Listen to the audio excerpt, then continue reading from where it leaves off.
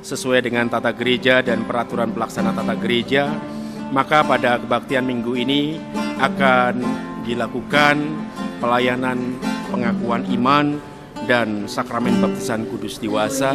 Yang akan mengaku iman, percaya dan menerima sakramen baptisan dewasa pertama Saudari Adela Keisha Utapea, Daniel Ginsar Juli Silaban, Jamiar Oktaviani, Jevina Eugenia N Simasasa, Julius Denilson Perlindungan, Sarah Danisa Ulungan, Stefani Livia Sairin Surati, dan 9 Julianus Christian.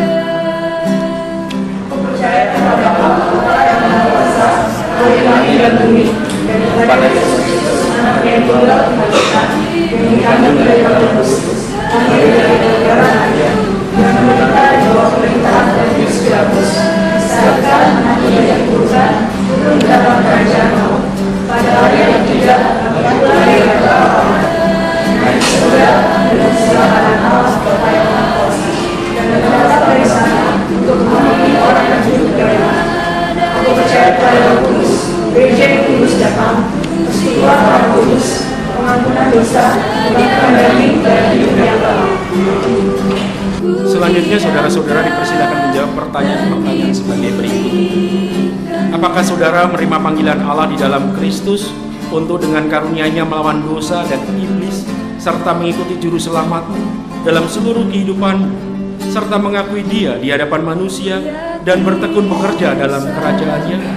Yang kedua, apakah saudara dalam persekutuan Gereja Kristen Pasundan bersedia mengambil bagian dalam tugas pelayanan firman dan sakramen, bertekun di dalam doa dan dalam membaca Alkitab, serta turut membantu pekerjaan jemaat Kristus di sini menurut daya kekuatan saudara? Apakah jawab Saudari Adela Keisha Utapea? Saya percaya. Apakah jawab Saudara Daniel Ginsar Juli Silaban? Saya percaya dan percaya. Apakah jawab Saudari Jamia Oktaviani? Apakah jawab Saudari Jevina Eugenia N Simasasa? Saya percaya dan percaya. Apakah jawab Saudara Julius Denilson Perlindungan? Saya percaya dan percaya. Apakah jawab dari Sarah Danisa Ulungan? Saya percaya dan percaya. Apakah jawab Saudari Stefani Livia Sairin? Apakah jawab Saudari Surati? Saya percaya dan percaya. Apakah jawab Saudara Julianus Christian? Saya percaya dan percaya. Kiranya Tuhan menolong saudara-saudara.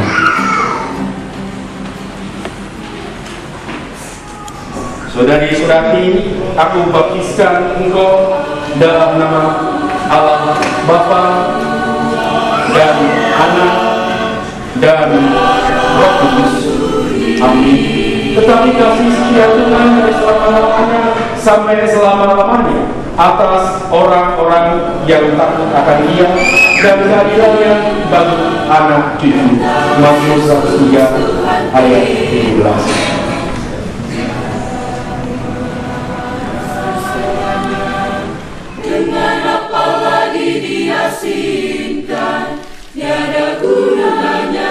Allah segala sumber segala kasih karunia yang telah memanggil saudara-saudara dalam Kristus kepada kemuliaannya yang kekal akan melengkapi, meneguhkan, menguatkan dan mengokohkan saudara. Amin.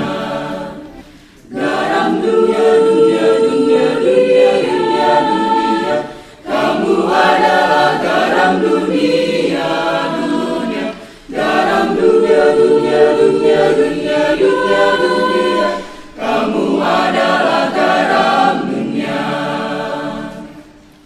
Terang dunia, kata Yesus Tuhan kita.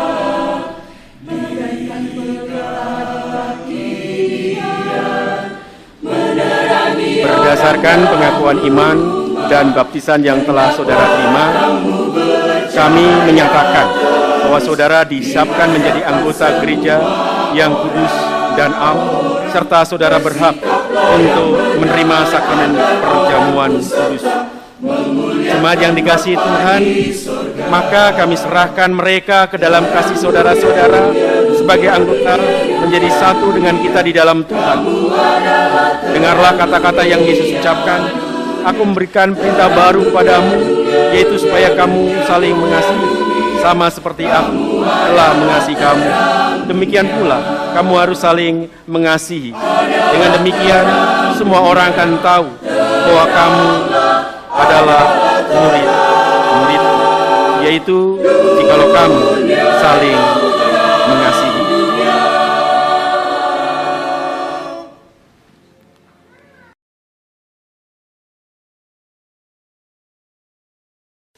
Mengawali pekan ini Tuhan, kami mengucap syukur atas kesempatan yang Tuhan sediakan bagi kami untuk mengalami perjumpaan dengan Tuhan dalam ibadah ini.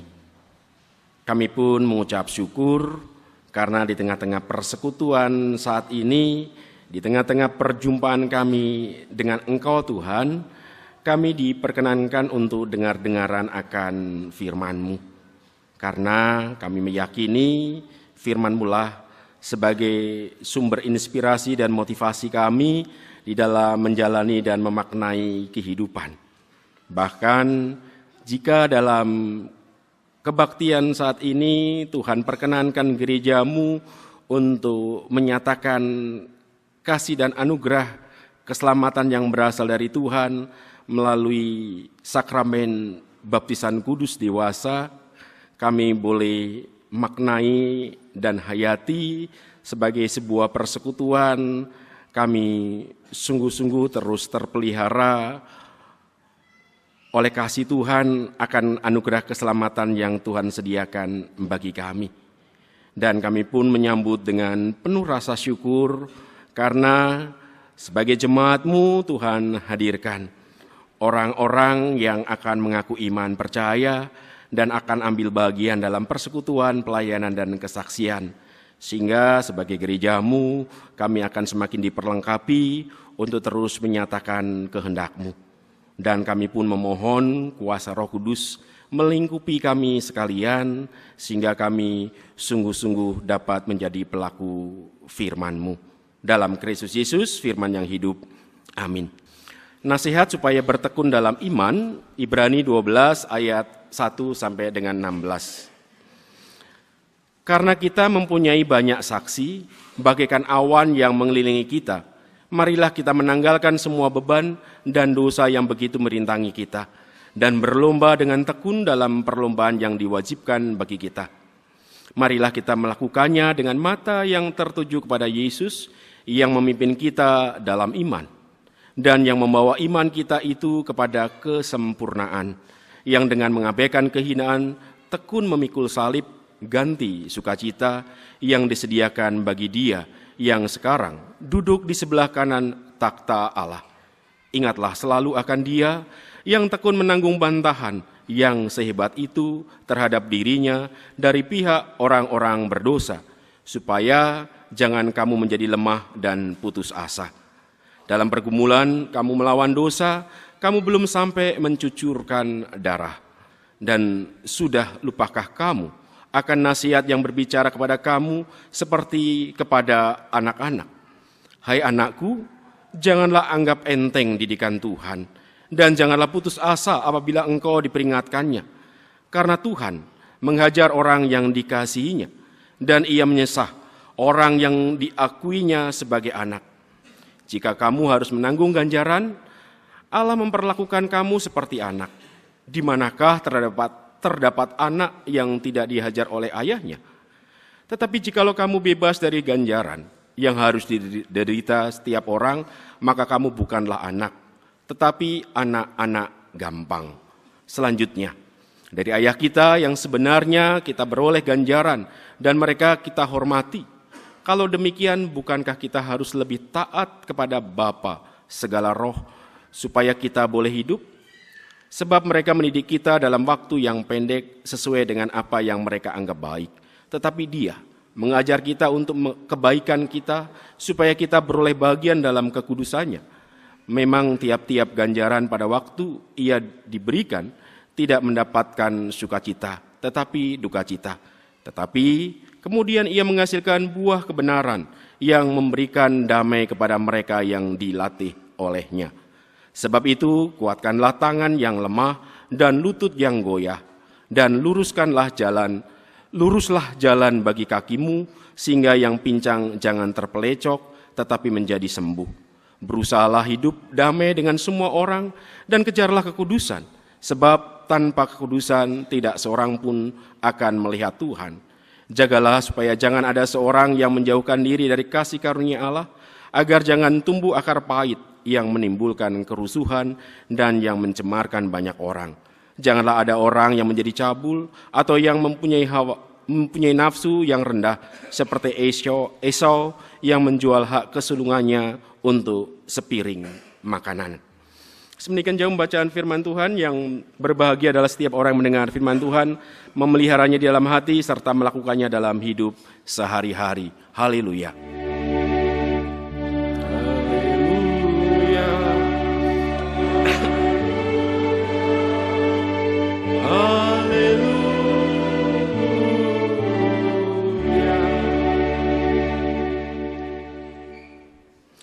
Selamat pagi Bapak Ibu, saudara-saudari yang dikasihi dalam Tuhan. Ya, kalau kita hari ini bergembira, kita berbahagia, kira-kira saudara-saudara kita yang masih terjebak dalam kemacetan, bahagia atau gembira enggak ya? Sebel, emosi. Ya, fenomena mudik Bapak Ibu. Kalau memang belum lama kita alami, sebuah hal yang menarik, saya coba memperhatikan.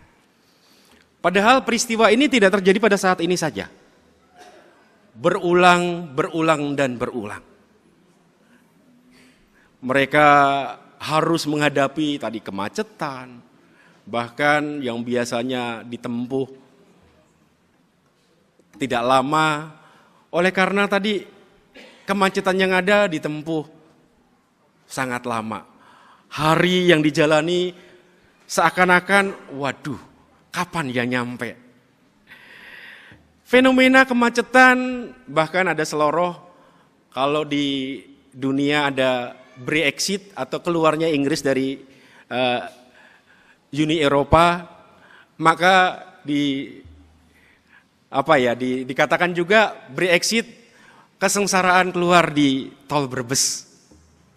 Tapi pertanyaan yang mendasar Bapak Ibu, saudara-saudari yang dikasihi dalam Tuhan, walaupun itu berulang-ulang diberitahukan tentang berbagai tantangan dan pergumulan, bahkan tidak sedikit kecelakaan terjadi, namun mereka tetap mudik. Kira-kira apa ya yang menjadi fondasi mereka, yang menjadi dasar mereka untuk tetap mudik? Apakah sekedar tradisi? Kalau cuma tradisi, capek, boros. Kalau ketemu keluarga, paling juga besok bisa. Silaturahmi, setahun sekali. Tapi kita boleh petik sebuah pembelajaran adalah ada sesuatu yang bernilai, ada sesuatu yang berharga, sehingga harus diperjuangkan. Kenapa disebut diperjuangkan? Karena menghadapi berbagai tantangan, kemacetan, kelelahan, biaya yang besar, dan lain sebagainya. Itu perlu diperjuangkan karena berarti dan bermakna. Mungkin kalau kita nggak ngikut atau kita nggak menjalani, rasanya berbeda. Tapi kalau kita menjalani, akan ada rasa yang begitu luar biasa. Saya harus menjalani, saya harus melampaui, saya harus menyelesaikan. Dan inilah Bapak Ibu sebenarnya yang mau disampaikan oleh penulis surat Ibrani kepada umat Tuhan, gereja mula-mula, agar mereka tetap teguh pada iman percayanya. Ada sebuah nasihat yang dituliskan kepada mereka agar mereka bertekun dalam iman. Mengapa mereka perlu diberikan nasihat agar mereka tetap bertekun dalam iman? Karena memang pada kenyataannya tantangan dan pergumulan dihadapi oleh jemaat mula-mula. Mereka hidup di dalam berbagai rintangan, berbagai hambatan, berbagai tantangan, bahkan ancaman. Dan tidak itu saja. Bahkan jemaat mula-mula juga merasakan penderitaan, merasakan penganiayaan. Di tengah-tengah situasi itulah nasihat ini diberikan. Di tengah-tengah tantangan dan pergumulan, di tengah-tengah penderitaan dan penganiayaan, nasihat ini menjadi bernilai dan bermakna. Bapak Ibu, saudara-saudari yang dikasihi dalam Tuhan, nasihat ini bertujuan agar jemaat mula-mula dalam menghayati dan memaknai realitas kehidupannya yang penuh tantangan, pergumulan, bahkan ancaman, bahkan juga penderitaan dan penganiayaan, maka mereka harus memiliki sebuah strategi, mereka harus memaknai proses ini dengan sebaik-baiknya. Tatkala ada dalam berbagai persoalan, tantangan, pergumulan, bahkan ancaman, nasihat penulis Ibrani kepada jemaat mula-mula agar mereka senantiasa memaknai proses ini dengan baik, dan agar proses ini baik dan bermakna, maka hal yang harus dilakukan adalah menghadirkan Yesus, menjalani bersama-sama dengan Yesus. Mengapa ini penting? Karena tatkala kita memaknai berbagai tantangan, rintangan, hambatan, pergumulan, penganiayaan dan penderitaan, menghadirkan Yesus, maka kita akan selalu melihat dan mengarahkan. Iya, Yesus yang telah menderita untuk menebus dosa-dosa saya. Bahkan penulis surat Ibrani mengatakan, pergumulan kita tidak sampai mengucurkan darah seperti Yesus.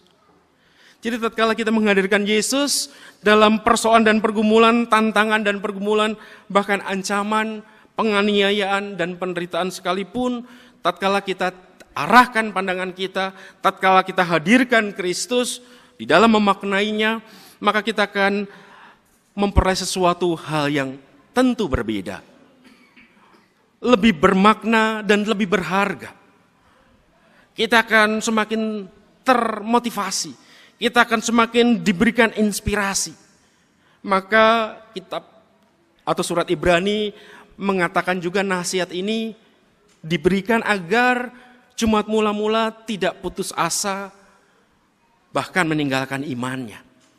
Tapi dibalik, artinya penderitaan, penganiayaan, ancaman, tantangan, persoalan dan pergumulan coba dihayati menjadi sumber energi, menjadi sumber kekuatan, menjadi inspirasi dan motivasi di dalam menjalani dan memaknai kehidupan.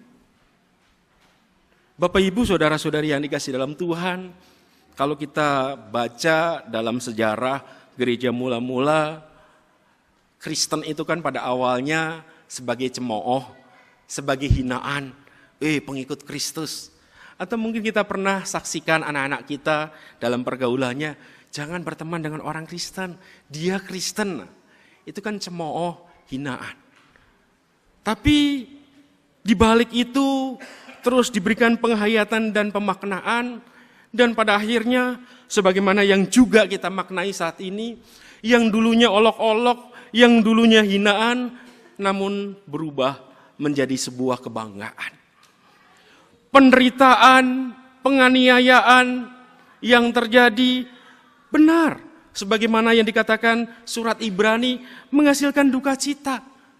Namun akan lebih bermakna dan menjadi sukacita tatkala kita libatkan, kita hadirkan, kita maknai itu semua bersama dengan Kristus. Bapak Ibu, saudara-saudari yang dikasihi dalam Tuhan, gambaran dalam realita kehidupan surat Ibrani, saya pribadi melihat luar biasa dia menempatkan Ya dalam kehidupan sehari-hari bagaimana orang tua mendidik anak. Dulu ada, ya ini mungkin harus diubah ya, tapi dulu di ujung cempeti itu ada berlian katanya. Harus dihajar, harus ditempa.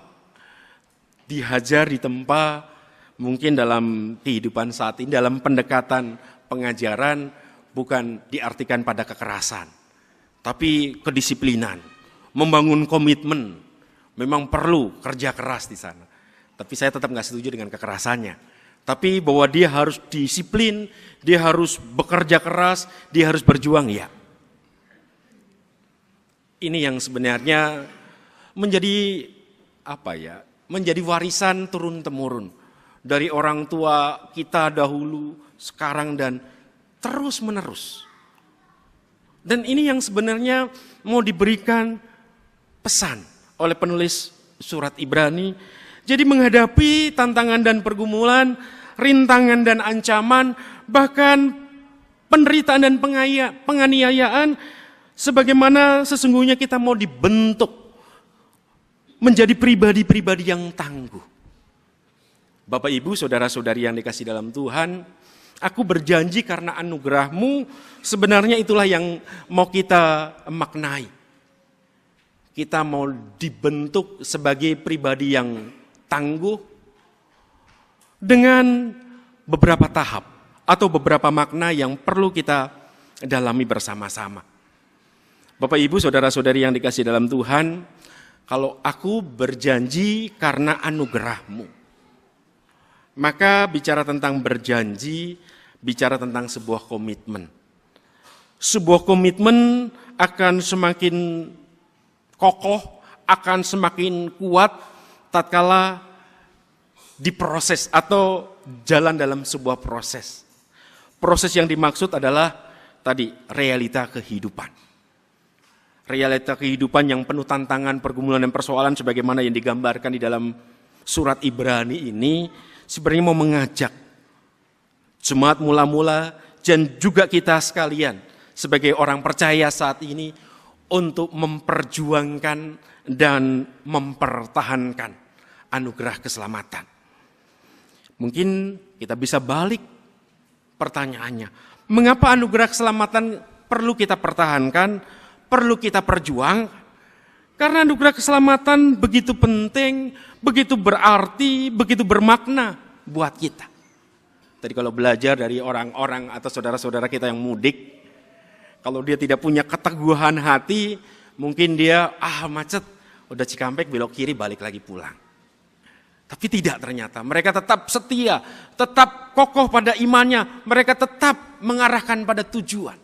Mereka memperjuangkan apa yang menjadi harapannya. Dan itulah yang sebenarnya bisa menjadi pembelajaran buat kita. Anugerah keselamatan yang dianugerahkan oleh Yesus Kristus bagi kita memanglah cuma-cuma.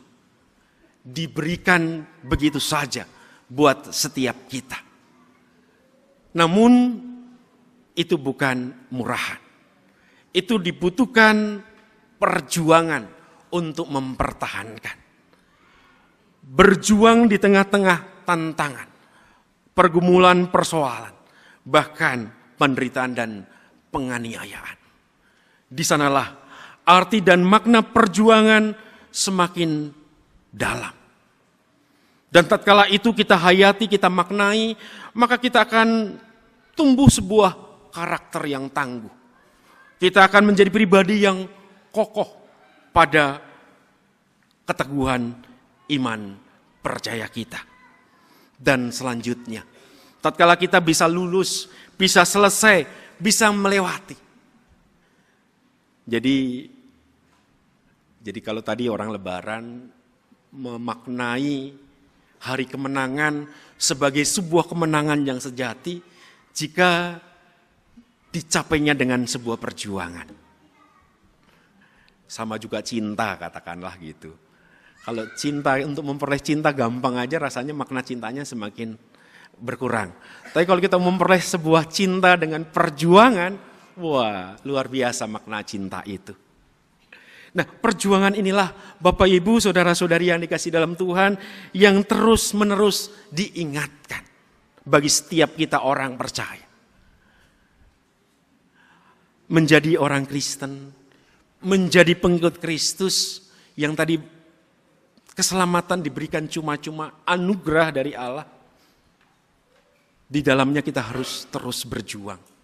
Kita harus mempertahankan agar kita terbangun sebuah karakter yang tangguh. Karakter yang tangguh itu akan menghasilkan kesiapsediaan, akan menghasilkan sebuah komitmen yang luar biasa bagi setiap kita. Dan pada saat ini sebagai gereja Tuhan tempatkan di tengah-tengah dunia, GKP Ebenezer Cawang diberikan kesempatan untuk menyatakan anugerah keselamatan yang berasal dari Tuhan secara kelihatan. Jadi sakramen itu maknanya karunia keselamatan yang terlihat. Salah satu bentuknya adalah baptisan. Sakramen baptisan adalah keselamatan, anugerah keselamatan yang kita dapat saksikan. Kita bisa lihat bagaimana melalui sakramen baptisan itu seseorang dimeteraikan menjadi anak Tuhan. Dan nanti Ibu Surati atau Saudari Surati akan menerima sakramen baptisan kudus tersebut. Ia akan menjadi anak Tuhan. Ia dimeteraikan menjadi ahli waris kerajaan surga.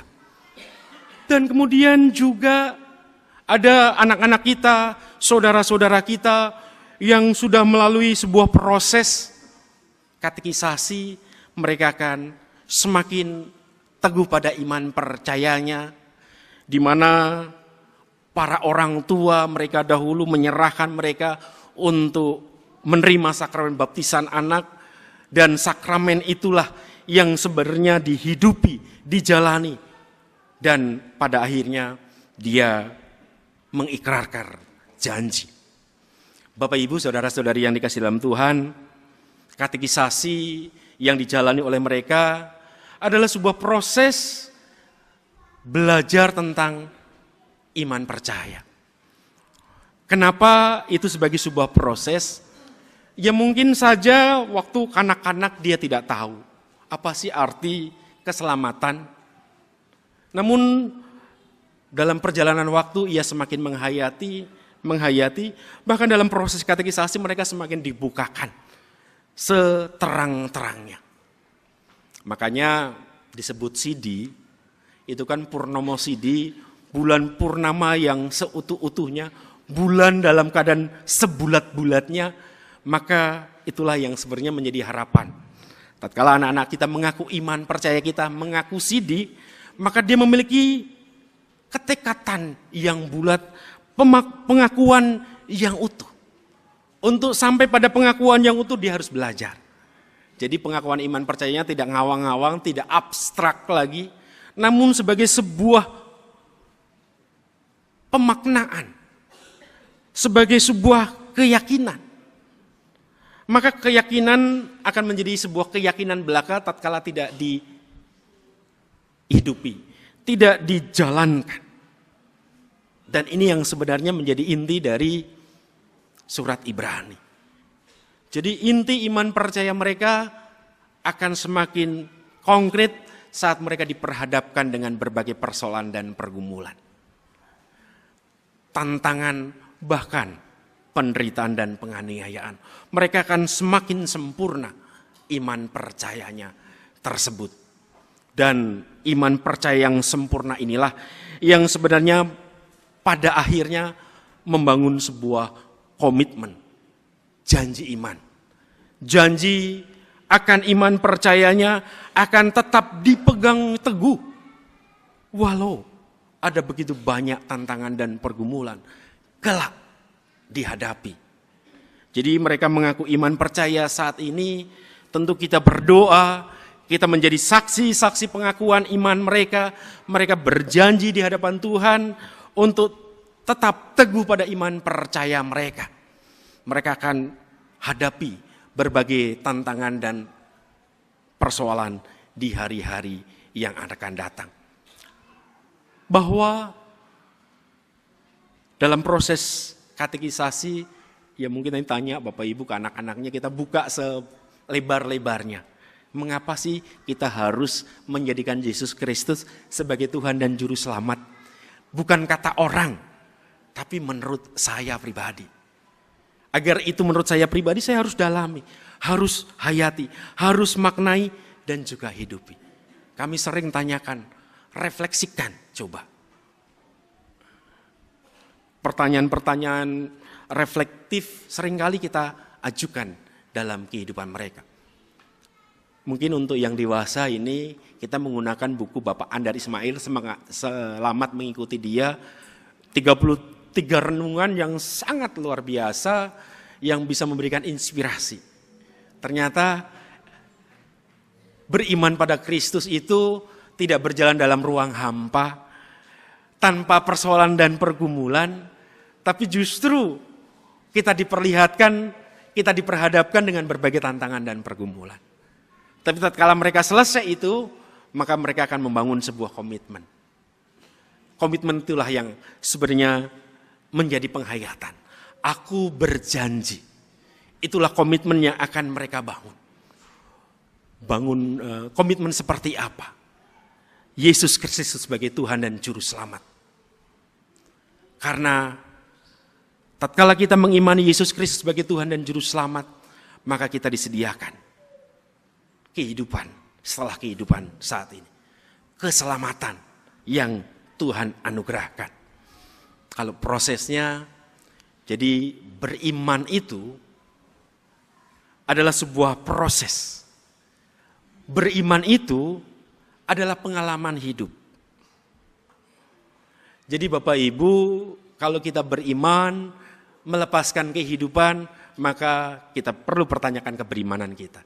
Karena beriman tidak mungkin lepas dari realitas kehidupan. Baik tantangan dan pergumulan, suka, duka, bahagia, kehilangan dan lain sebagainya. Iman adalah pengalaman hidup, sehingga bagaimana kita memaknai hidup. Orang mudik, udah dikasih tahu tantangannya, hambatannya, resikonya. Mereka pun juga dikasih tahu. Sebelum mereka mengaku iman percaya, maka sekarang komitmennya dulu. Kalau memang masih belum yakin banget, ya udah, boleh masih nggak mau mengaku iman, boleh. Supaya kita benar-benar berkomitmen. Iman adalah kehidupan. Iman senantiasa berkaitan dengan kehidupan. Kehidupanlah akan memproses saudara-saudari dalam pengakuan iman yang nanti kalian ikrarkan kepada Tuhan. Dan biarlah melalui pengalaman demi pengalaman, melalui realita kehidupan ini akan semakin memperteguh komitmen kita, iman percaya kita. Bahwa keselamatan yang Tuhan anugerahkan akan kita gapai, akan menjadi bahagian dalam kehidupan kita. Kiranya Tuhan menolong dan memberkati kita. Amin.